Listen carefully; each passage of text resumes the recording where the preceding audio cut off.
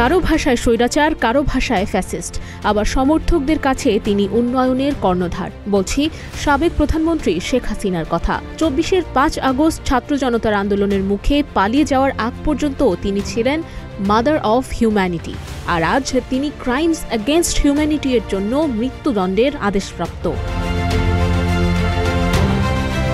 প্রায় ৪ দশকের রাজনৈতিক জীবন তার। দলের সভাপতি থেকে প্রধানমন্ত্রী বনে যাওয়া শেখ হাসিনা ছিলেন বাংলাদেশের দীর্ঘতম সময় রাষ্ট্র পরিচালনাকারী। পিতা শেখ মুজিবুর রহমানের কন্যা হিসেবে হাল ধরেছিলেন বেহাল আওয়ামী লীগের। সভাপতি হিসেবে নেতৃত্বে আসেন ১৯৮১ সালে। এর আগে ১৯৭৫-এর ১৫ আগস্টের নৃশংসতার পর ৬ বছর কেটেছে অনেকটা নির্বাসনে। ৮০ দশকের শেষার্ধে এরশাদ বিরোধী আন্দোলনে তার ছিল জোরালো অবস্থান। ১৯৯১-এর সংসদ নির্বাচনে দল হেরে গেলেও ফল ঘরে তোলেন ৯৬-এর জুনে অনুষ্ঠিত ৭ম জাতীয় নির্বাচনে। সেবারই প্রথম প্রধানমন্ত্রী নির্বাচিত হন তিনি। এক মেয়াদ পর ২০০৮ সালে নিরঙ্কুশ জয় পেয়ে আবারও ক্ষমতায় আসেন শেখ হাসিনা। সময়ের সঙ্গে রাষ্ট্র হয়ে ওঠে প্রধানমন্ত্রী তথা শেখ হাসিনা কেন্দ্রিক। ২০১৪, ১৮ ও ২৪ সালে ৩ দফায় একবার এক কৌশলে নিজের আসন টলতে দেননি তিনি।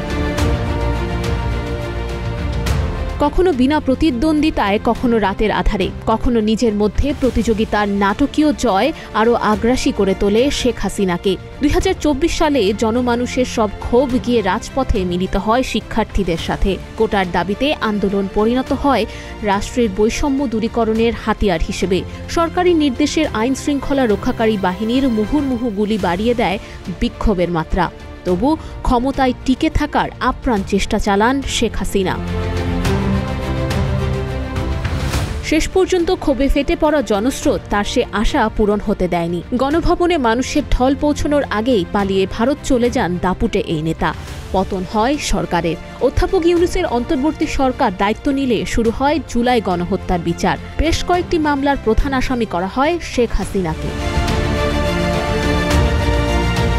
সেগুলোর মধ্যে জুলাই গণঅভ্যুত্থানের সময় সংগঠিত মানবতা বিরোধী অপরাধের মামলায় ক্ষমতাচ্যুত প্রধানমন্ত্রী শেখ হাসিনাকে ফাঁসির আদেশ দিয়েছেন আন্তর্জাতিক অপরাধ ট্রাইব্যুনাল। এমনিতেই ভারত তাকে ফেরত পাঠাবে কিনা তা নিয়ে শুরু থেকেই ছিল সংশয়। এবার রায়ের পর ট্রাইব্যুনাল ইন্টারপোলের দ্বারস্থ হলে শেখ হাসিনার পরিণতি কি হয় তাই এখন দেখার অপেক্ষায় বিশ্ববাসী। ডেস্ক রিপোর্ট, প্রতিদিনের বাংলাদেশ।